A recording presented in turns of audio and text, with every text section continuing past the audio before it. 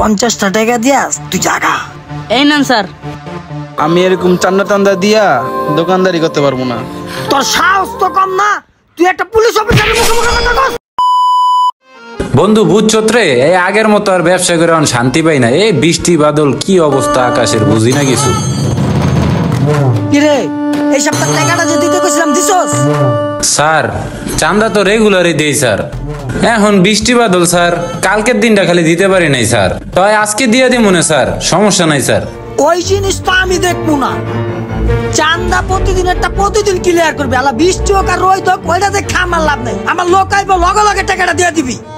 ঠিক আছে স্যার, আপনার লোক আইলে দিয়ে দিই মনে টাকাটা, আর এরকম হইব না স্যার।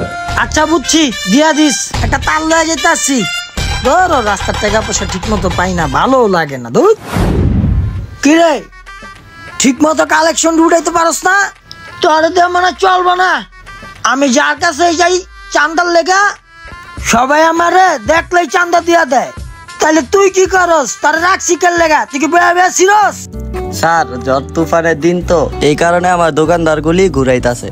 ঝড় তুফান দেখা তো আমার লাভ নাই, সবাই গাড়া গাড়া টাকা লিখতে হবে বুঝছস? তুই যদি না পারস তাহলে আমার ক, আমি অন্য মানুষ দেখি। স্যার আপনি অন্য মানুষ নিয়েন না স্যার, আমার ভুল হয়ে গেছে, আমি এখন থেকে আপনার সব টাকা উঠাই দেব। আচ্ছা হয়েছে বুঝছি, সময় মতো জানি আমি আমার কালেকশনটা পাই। আমার অন ডিউটি আছে, আমি অন গেলাম, তুই থাক।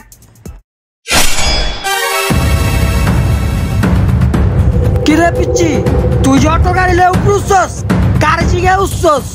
রোগী ছিল স্যার, তাই ভুলে উঠে গেছি স্যার। স্যার ভুল হয়ে গেছে স্যার। ভুল হয়ে গেছে তোর না? এত কথা বাড়ায় লাভ নাই, 50টা টাকা দিয়াস তুই জাগা। এই নেন স্যার। বেশিক্ষণ না গাড়ি রাইস না, তাড়াতাড়ি জাগা। কদিন ধরে বৃষ্টি হওয়ার কারণে বেচা কিনাই নাই, এমনি করলে দিনকাল চলবো। এদিক দিয়ে কিস্তি আলাও ফোন দিতেছে, এখন কি করি? ধুলাবালি পরে আম নষ্ট হয়ে যেতেছে। তোরে টাকা দেয় না এটাই কই দোকানদার? স্যার এই লোকটাই ঠিক মতন টাকা দেয় না, আপনি যে আমার চাপ দেন টাকা নিতে, ওরা না দিলে আমি কিভাবে দিব? কিরে আমার নাম কয় নাই, টাকাটা দিলি না কে? স্যার আপনারা কিসের টাকা দিব? এই চান্দু তুই কি এর টাকা দিবি? তুই বুঝছস না রাস্তায় দোকানদারি করস, এই টাকা দিবি? স্যার আমি যে টাকা দিতাম, আমি তো এই রোডে দোকানদারি করি না। আমি জেনে বইতাম ওনে বৃষ্টির কারণে পানি জমে গেছে গা, তাই আজকে হেনে দোকান লাগাইছি। ওই হন, এত কথা কয়ে কোনো লাভ নাই।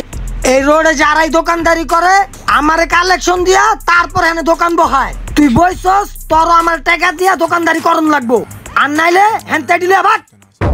আচ্ছা রাসেল সাহেব, উনি কোন থানার? চিনেন ওনাকে? স্যার ওনাকে কখন দেখি নাই।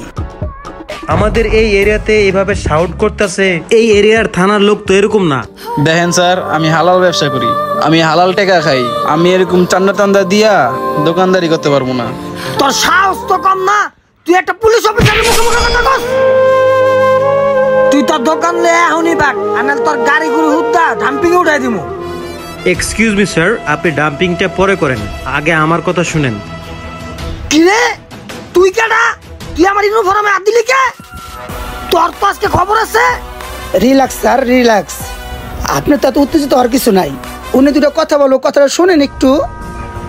কি কথা? তাড়াতাড়ি ক। ও বুঝছি, দোকান লাগাবি। হ্যাঁ না, কিন্তু দোকান লাগাইলে আমার টাকা দাম লাগবো।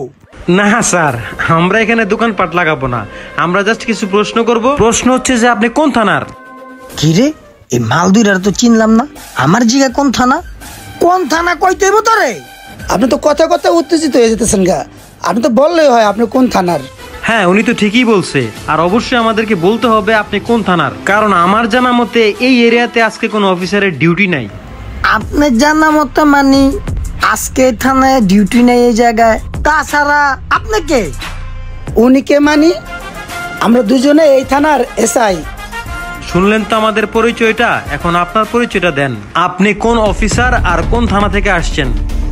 স্যার আমার ভুল হয়ে গেছে স্যার, আসলে আমি পুলিশ, আমার মাফ করে দেন স্যার।